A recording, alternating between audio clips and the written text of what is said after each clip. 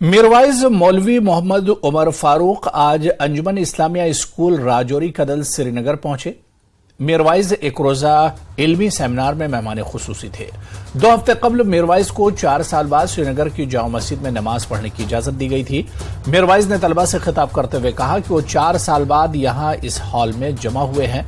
मीरवाइज ने फलस्तीन इजराइल तनाजे पर कहा कि यह बदकिस्मती की बात है कि फलस्तीनियों और इजराइल के दरमियान तनाजा जारी है। बहुत से बेगुनाह लोग अपनी जानें गंवा चुके हैं।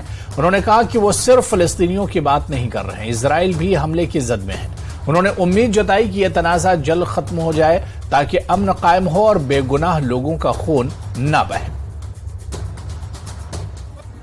आलम इस्लाम के साथ साथ जम्मू कश्मीर के आवाम के जज्बात भी बहुत ज़्यादा मजरूह हैं और जिस भी इंसान के अंदर एक दर्दमंद दिल होगा वो इस वक्त बहुत ही मायूस है कि जिस तरह से खामोशी इख्तियार की जा रही है, जिस तरह से हम देख रहे हैं कि बुजुर्गों पे, बच्चों पे, औरतों पे, निहत्ते लोगों पे बम बरसाए जा रहे हैं और जिस तरीक़ा से कत्ल गारत गिरी वहाँ पे हो रही है, हम ये महसूस करते हैं कि आलमी बरादरी को अपनी जिम्मेदारी निभाने का वक्त आ गया है।